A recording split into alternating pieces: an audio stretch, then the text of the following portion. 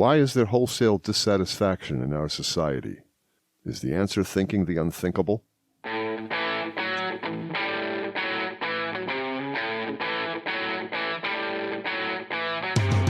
Welcome to the Hub for Important Ideas. I'm Steve James. And I'm Ken Swain. In this episode, we follow up our discussion of Kirby Farrell's interview on our culture's contradictions. We are going to share with you part of a presentation by Dr. Sheldon Solomon at the New York Society for Ethical Culture a few years ago. We edited the parts that are relevant to what we're talking about today. That's right. Here's Dr. Solomon. And there's Donald Trump. And I say this from the point of view of his detractors, that most would say, well, you know, here's a vulgar, sadistic, vindictive, egomaniacal, misogynistic, racist, xenophobic, twittering Mussolini cheese doodle impersonator. And if you say, wow, that's kind of harsh, they would go on to say, yes, and moreover, this is someone grotesquely ignorant, who makes no pretense of being coherent, consistent, or even to make contact with what's true, and by virtue of all those things is unfit for public office. I want to emphasize that's not what I'm saying. I'm saying that's what his detractors would say. On the other hand, there's other folks that they love Mr. Trump. They see him as a heroic change agent, a savvy deal-making businessman who is unrestrained by political correctness, unbeholden to special interests, and they're enthralled by his pledge to make America great again, by revitalizing the economy, by building a giant wall to secure the southern border, by deporting 11 million undocumented immigrants, and by bombing the shit out of ISIS. I have something to say about Trump, but let's go on. I'll get to it. This is from Jeanne Lippmann, a woman who I like. She's the co-founder of the Peter Drucker Institute. And she says charismatic leaders have a way of appearing in times of great distress. They usually espouse a decidedly radical vision that promises to resolve the crisis. Crisis, by definition, is a period of great threat and uncertainty, a time when the existing leadership seems to falter. It is also a period in which the society's ordinary coping mechanisms are out of kilter. It is not then at all that surprising that a charismatic leader offering a solution, however radical, is particularly welcome in difficult times. Of course, one might even argue that in the turmoil and anxiety that keep company with crisis, anyone who confidently promises a solution is likely to be looked upon as charismatic. Followers' response to charismatic is a devotion born of distress. I understand what Jeanne Lippmann is saying, and I agree. We talked about Trump's election last episode. He's a good example of this charismatic leader she's talking about. And I personally don't blame anyone for voting for Trump in 2016. They weren't sure what they were getting, but they knew they didn't want Hillary Clinton, and they knew they didn't want more of the same. So they took a chance. However, after 3.5 years of this man, it's time for a change. You can say that again. Sheldon went on to quote President Dwight Eisenhower, something that we believe bears repeating. Another factor in maintaining balance involves the element of time. As we peer into society's future, we, you and I, and our government must avoid the impulse to live only for today, plundering for our ease and convenience the precious resources of tomorrow. We cannot mortgage the material assets of our grandchildren without risking the loss also of their political and spiritual heritage. We want democracy to survive for all generations to come, not to become the insolvent phantom of tomorrow. Down the long lane of the history yet to be written, America knows that this world of ours, ever growing smaller, must avoid becoming a community of dreadful fear and hate, and be instead a proud confederation of mutual trust and respect. Can you imagine a Republican today talking about we must avoid becoming a community of dreadful fear and hate, and be instead a proud confederation of mutual trust and respect. The reason I mention this is in part because I think what Eisenhower said is very profound and profoundly important. And to get back to where we started this evening, I think this is a big part of what the Ethical Culture Society is dedicated to, the Ernest Becker Foundation, and the Contemporary Heroism Initiative. That was Sheldon Solomon speaking at the New York Society for Ethical Culture. Steve, what's your response to that? Well, first of all, Eisenhower is the first president I remember. Mm-hmm. I remember his re-election in 1956. I'm an old fart. I wasn't born yet. Well, thank you for that. And my father, a Republican, and my mother, a Democrat, both voted for Dwight Eisenhower. My mother loved Ike. Today's Republicans and Democrats alike should take a look at what Eisenhower was about. I agree. We grew up respecting Republicans as honorable people who wanted what's best for America. But in my humble opinion, Ike would be horrified at what's become of the Republicans.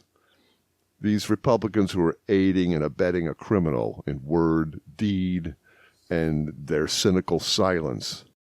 I'm profoundly troubled by the divisions in our society today and our politics as well. Yeah, I said it last week, and I'll say it again. I love Kirby's notion about thinking the unthinkable. It means we have to get a handle on the deep information that powers our society, looking at the rules we live by that are not conscious. Right. It's an important idea. Now, I'd like to express some unthinkable thoughts myself. Stop me if I begin ranting. I'll try. Let's look at the recent news. Look at the unarmed African Americans who've been victims of violence. George Floyd was killed by police for allegedly attempting to pay for something with a $20 bill that was suspected to be counterfeit. We'll probably never know if it was in fact counterfeit, and if it was, did he even know it at the time? And it's a $20 bill. Yeah, give me a break. For heaven's sakes. Floyd was saying the exact same words as Eric Garner, who was killed by police for allegedly selling loose cigarettes a few years ago in New York. I can't breathe. Right, which is now the name of this episode. Ahmaud Arbery, he was killed for jogging in the wrong neighborhood, I suppose. One of his attackers was heard using a racial epithet. Breonna Taylor was killed by police in her own bed. Then there's this pickup truck that drives through Tallahassee protesters. This is a reminder of the Charlottesville murder of a protester in 2017. U.S. Representative Joyce Beatty, a grandmother and an African-American Democrat congresswoman from Ohio, got pepper sprayed by police during protests of the death of George Floyd in Columbus. She was attempting to mediate as a voice of reason between protesters and police. And the police were like, "We don't need any mediation, you gray-haired grandmother U.S. representative," and pepper sprayed her. I'm characterizing them. In Buffalo, a police officer shoved a 75-year-old white man named Martin Gugino, who was a protester. He is a pacifist. The policeman knocked him to the sidewalk, whacking his head hard enough that he began bleeding from his ear. He was taken to the hospital and put in intensive care. The police report lied about the incident, saying he tripped, until a video of the event was provided, and then they changed their story. President Trump invented an amazing lie, claiming that Gugino could be an Antifa provocateur. This is part of a dangerous smear campaign directed against the protesters that the president and state-aligned media like Fox News and OANN has been spreading.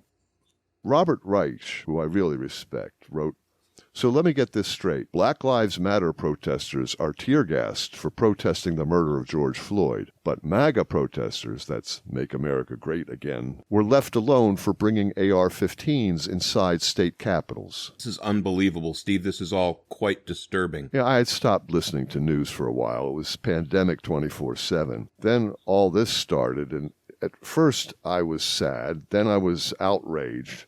Now I'm both. Yeah. Here's what I would like to tell the police and government officials involved in this violent response to the protests. Control is a seductive fantasy. Let me say it again in case you missed it the first time. Control is a seductive fantasy. The authorities want to maintain control because control of the world represents control of the uncontrollable, like their own deaths, which of course is a fantasy. It's a symbolic immortality. Meanwhile, the other side is tired, well, No, outraged at being controlled. I don't think it's a coincidence that the police, who are willing to use force and violence to gain control of peaceful, law-abiding demonstrators, and the billionaire class that runs this country, all want the same things. The billionaires and the police want control, the illusion of control, the fantasy that one class can control and dominate the other. This is ultimately an immortality project. Understand? It's an immortality project. It's a fantasy, an illusion. And if you think curfews and cops in riot gear with military hardware is getting you control, you're totally wrong. You didn't control anything. You unleashed a pent-up, powerful wave of outrage. Talk about unintended consequences. Well, that's what we've got now. The phrase defund the police is not meant that money should be taken away to punish police or that we're better off with lawless chaos. The phrase defund the police is shorthand for reforming how we keep our society safe in the 21st century. Yeah. I listen to Fox News now and then, and they're apoplectic. It's going to be chaos. We're going to have rioting and crime everywhere. No, here's what's really being talked about. Reforming policing in this country, and I fully support it. Militarized, armed police is un-American. At the same time, some people are analyzing what the police really do all day, and they're looking at many of the tasks assigned to armed law enforcers. And they're saying many police tasks should and can be assigned to psychologists, to drug counselors, marriage counselors, social workers, professionals who are trained to work with people who are suffering from mental illness or sexual assault victims, drug addicts, victims of domestic violence. Why do we have armed police officers involved with these issues? For example, the cops who killed what was probably an emotionally disturbed elderly black woman named Eleanor Bumpers. This is back in the 80s. They were trying to evict her from her public housing apartment, and they killed her. Take the guns out of these encounters and bring education and empathy to them instead. It's the 21st century. It's time we turned the clock forward and got away from this 19th century cowboy policing that we seem addicted to. The other part of this is that white supremacy is part of the American socialization process. We all share in it to some degree. We have to confront it in ourselves, to end it in others and in our institutions. That sounds right. And all this holier-than-thou stuff has to stop. And all this stuff about, a couple of bad apples. This has got to stop because you've got to look at yourself and everybody around you and how you've been raised and how they've been raised. We've all been raised to be white supremacists, all the white people, and even some of the black people. White supremacy is a worldview. It's not some bad activity that bad people do. It's a way of seeing the world that has to be addressed on a social, psychological level. We have to look at our history, the history of colonialism, the history of slavery, the history of Jim Crow, the history of the new Jim Crow. This is what is baked into us in our socialization process, in our education process. We have to teach our kids the U.S. was founded on stolen land and is built on stolen labor from enslaved people. Today, we are paying for the sins of our fathers. That may contradict the Bible,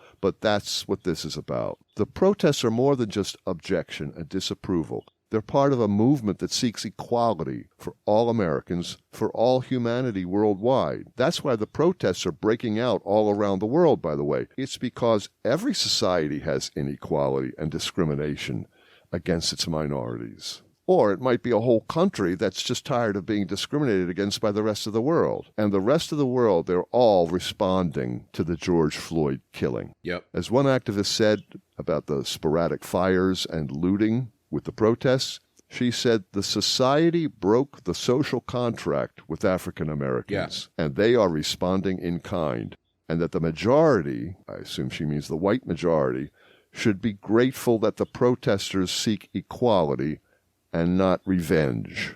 Amen to that. She was dynamic. But that's a scary thought. I wrote a blog in 2017 where I said, it seems that America has two main tribes, There are other tribes, of course, with a lot of overlap, but the two main ones that have the most power and influence present the greatest danger of tearing the country apart. Unlike the tribal conflicts in other countries today, our two 21st century tribes are spread across the nation. They're determined by race, religion, lifestyle, other factors, but not region, like our Civil War in 1860.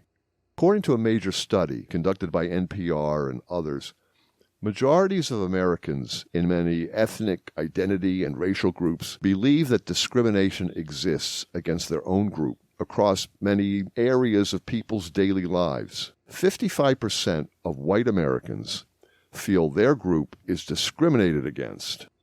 92% of African Americans believe that discrimination against black Americans exists. Yeah. African Americans who lived in urban areas were more likely to see racial discrimination as driven by institutional factors. Those in rural areas viewed individual bias as the source of discrimination. Two very different points of view depending on where African Americans live. But the same net result. Yeah, with the same result, and we're looking at well over 90% of African Americans believing they're discriminated against. Right. So the question is, what is at the heart of tribalism? The way I understand the mind, how it works, is that it constructs mental models and either fits ideas and experiences into the models or rejects the ideas and experiences that don't fit. Now, your culture, Kirby compared it to a computer operating system. It's the source of your identity, your worldview, your understanding of how the world works. It's your opportunity for heroism, the source of your self-esteem, and whatever immortality you seek, whether it's metaphysical, actual immortality, or symbolic, like the kind you get from our culture based on wealth, fame, power, beauty, for example. Most of us receive our tribe's position on an issue, collect data that supports that position, and decide that we have formed our opinion based on the facts, when in fact the opposite is true. Tribalism replaces rational thinking with reassuring feeling. At the same time, the human race is a descendant of tribal creatures that supported and protected their members. Xenophobia, fear of the other, is a survival instinct, for want of a better term, that protected our ancient ancestors from their most lethal danger, which was people from another tribe. Psychologically, we carry this instinct today, sometimes in fear of actual physical harm from the other tribe, but often in fear of their counter worldview that challenges ours. Right. A challenge to your worldview weakens your defense against death anxiety. It's what Sheldon Solomon talked about in our second episode. Right.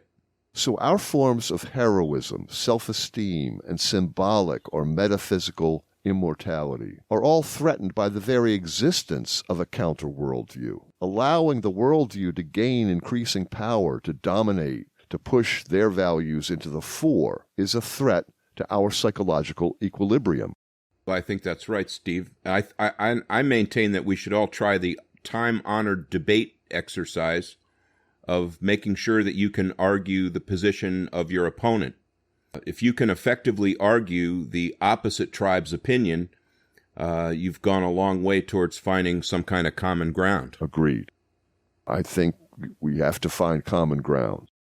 And I think to do it, we have to be aware of our own tribal rationalizations and rhetoric. Tribalism is thinking that has been prescribed by your group. The urban coastal tribe needs to understand that political correctness is an insulting phrase for the other group. It is. How can a reasonable counter-opinion be declared incorrect? However, that said, white supremacy goes beyond political incorrectness. It's at the heart of Nazism. It's at the heart of America's most unfortunate history, like the Ku Klux Klan. It's a dangerous maladjustment based on ancient and dangerous misunderstandings of humanity.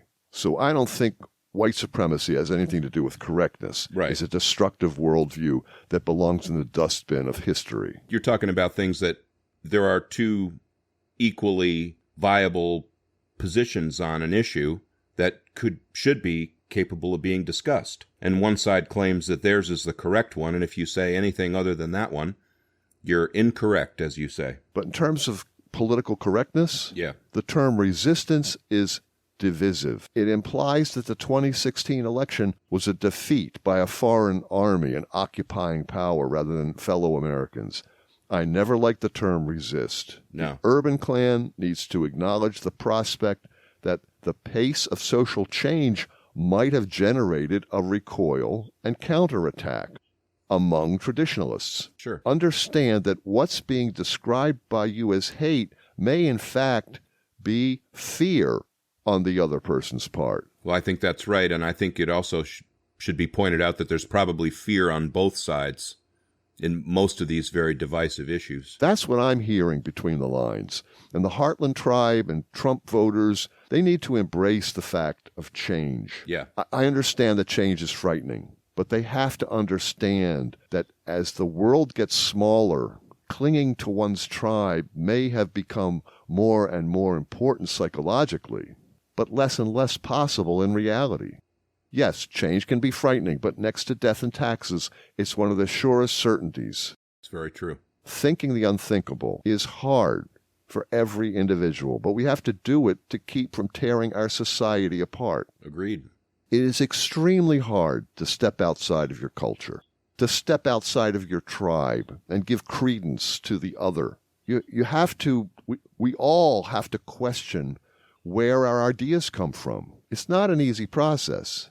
It requires actually listening instead of filtering, considering ideas that are deemed blasphemous by your peers and family. It requires dialoguing with the others whenever possible.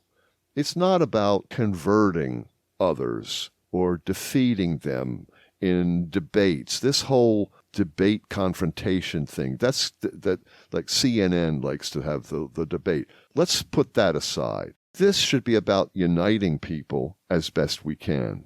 I think that's true. And we also talked about the fear of social death. Culture becomes depressive. It can be almost as terrifying as real death. Right. Social death is a very important idea. I maintain that fear of social death was the primary motivation for voting for Donald Trump in 2016. If you missed that conversation, you can go back to episode 6. Avoiding social death is something only Trump seemed to understand on some level when he promised to end American carnage. Yeah, now he's talking about real carnage, not metaphoric carnage or social death. He tweeted recently, "When the looting starts, the shooting starts." And that's an invitation to wholesale murder. Yes, there are it members is. of the National Guard who are openly questioning how and why they were deployed. They said they don't feel at all comfortable with what they were sent to do out there. Yeah, this is not what I'm supposed to be doing. Right. And Kirby also said that people are hungry for more than just food.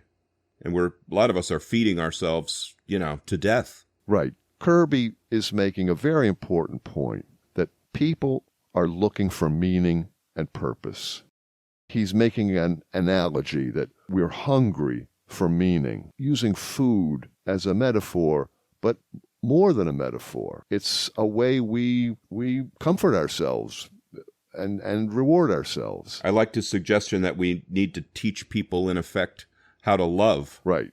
Teaching people how to love is not going to be easy when people are consumed with outrage. Yes. It's really hard now to think that we're going to teach millions of people to love when they're taking part in what we're calling a movement. We could call it a revolution. I should say it might be a revolution. We don't know. No. Some are calling it an uprising, which may be more accurate. But we do know that love has got to be part of the equation. Yeah. Otherwise, we're going to have a civil war. People have been talking about this for quite a while, but we're getting close to it now. Yeah. The idea that the President of the United States is planning to put the U.S. military into combat with American citizens goes against everything this Constitution is about. Yes, it does. Can you imagine open warfare in a city like Seattle? Yeah. It goes against everything our society is about. Yeah. This is extremely scary. People like Nancy Pelosi say we have to pray. We have to pray for the president. We have to love the president. Well, I'm sorry, I have a little trouble with that. but we do have to love one another. Yeah. And if you're into prayer, pray for the other side. We have to understand the fear on the conservative side. Sure. That's what I hear when Fox News people go on and on about looting and burning and Antifa. When the Secret Service put Trump in a bunker like it was 9/11. Talk about fear. But fear turns to violence. And you understand how the media works. It's not just Fox. I shouldn't single them out. If you can just picture the news editors in a major news organization sitting around the conference table in the morning and saying, "What's our lead story for today?" "Well, 50,000 peaceful protesters marched in Houston." That's boring. What else you got? "Oh, 5 people looted a CVS and stole some drugs. Let's go with that one." Right. You know, if it bleeds, it leads. Well, that's what we got. Yeah. So we as a society, addicted to entertainment and rage-inducing headlines and sensationalism, it's become yet another news jamboree to go with the pandemic, the impeachment, the Mueller report. It's just showbiz for them all day. Well, both sides have got their own narrative that they're trying to fan the flames of. True. And neither one of them wants what we're calling love, wants people to come together. They want to win, and they want the other side, therefore, to lose. So, as you say, the right is fanning fear and look at all what's going on, and this is going to be terrible if we don't get complete control over it. And the other side wants to keep people apart and at each other's throats. And when someone comes out and says, "Let's see if we can talk together," they get shouted down because the last thing they want is for people to talk together. It's all counterproductive, and it would seem to me a very opportune moment for an actual leader to emerge. But there doesn't seem to be any in sight. Well, you're right. And the leaders are not obvious, but there are leaders. They're not getting attention as leaders necessarily, like Patrice Concullers, Alicia Garza, Opal Tometi. Yeah. They're the Black Lives Matter founders and leaders, but they're not getting much recognition. The fact that I may be mispronouncing their names is a pretty clear indication that I haven't heard them spoken. I haven't heard them talked about. There are voices in our society, but no one person has emerged. It's too early to say, but I'm afraid they're being marginalized. I'm not sure how we respond to people's fears. Revolutions are messy. The civil rights movement was complicated. Martin Luther King had embraced nonviolence, which I believe is why he accomplished what he did before he was murdered. It was a brilliant strategy, but that sort of guiding principle seems to be absent. Active nonviolence, in my opinion, will get far more in the long run and put conservative minds at ease. The post-Trump world is a scary place for millions of people. They have to be reassured that Black Lives Matter is not about revenge. It's about coming together. Right. It's about equality for everyone. And conservatives have to be reassured that Antifa is a scapegoat, Yep. a boogeyman meant to scare them. It is not a real threat. Everyone has to understand that this movement, this uprising, is not going away. It's part of a whole set of issues that the next generation has to address as they take control of the world and they try to fix what's wrong with it. Black Lives Matter is like the Occupy movement. It's like the Parkland young adults who said enough is enough. We don't want your thoughts and prayers. Yeah. It's the Sunrise movement. These are all young people actions. Yep. And the old farts like you and me, Yep. we have to get out of their way while they make a new world. What we tried to do 50 years ago, make a social revolution with mixed results. Bigotry is one part of the equally important issues of economic inequality, violence and war, Right. and the environment. And the other issue that must be addressed somehow is mental health. Right. But those are conversations for another day. I'm trying to end on a positive note and trying not to rant, but I've got to go back to talking about control, because I think that's the important issue here and the response to the protests. The authorities are trying to control the situation with bullying. with riot gear, with helicopters and armored vehicles and military equipment and horses. I've been in a few protests in the past, not recently, but when the horses come out, it's really scary. Right. They're big. With a person sitting on top of them, they're like 10 or 11 feet in the air. It's unbelievable what that does to you. That's what it's designed to do to you. Well, yeah, that's what I'm talking about. Control the situation with blunt force. Dominate, as Trump says. No, that's just... That's aggression. Right, aggression. And when you're in a crowd of 20-something-year-olds in a protest and things become threatening from the police, well, 20-somethings who believe they can't die become violent in response to the threat, and it ratchets up. Any psychologist can tell you that. Right. It's when, like Kirby described me, he said, you walk into a bar and say, I've got a gun, and if I don't like what people are saying or doing here, I'll just kill them. Can you imagine the reaction of the bartender and the other patrons in the bar? It's not going to be, oh, well, why don't we just be kind to this gentleman? No. The violent attempt to control the protests by the police and the authorities needs to stop. Not good. They have to respect that the protesters are exercising their constitutional right of freedom of speech and assembly, the First Amendment rights. All of this curfew stuff and all of this penning people into confined spaces so that they're risking their health in this COVID pandemic. It's un-American. This has got to end. We've got to respect the protesters because they are, in fact, the future of the society. Well, and as we always end up saying, Steve, we're not going to solve all this today, but hopefully we've got some more stuff to think about. Anyway, that's the end of my rant. That's all right. And I never stopped you from ranting. You didn't quite get to ranting. You were flirting. You were flirting with it at times. I tried not to rant. Well, listen, I know you're very passionate about this stuff, and I let you go. Thank you, sir. So appreciate that. Join us next time. Like us on Facebook. Please recommend us to your friends. You can find us at www.thehubforimportantideas.com. Subscribe on your favorite platform. And support us on Patreon.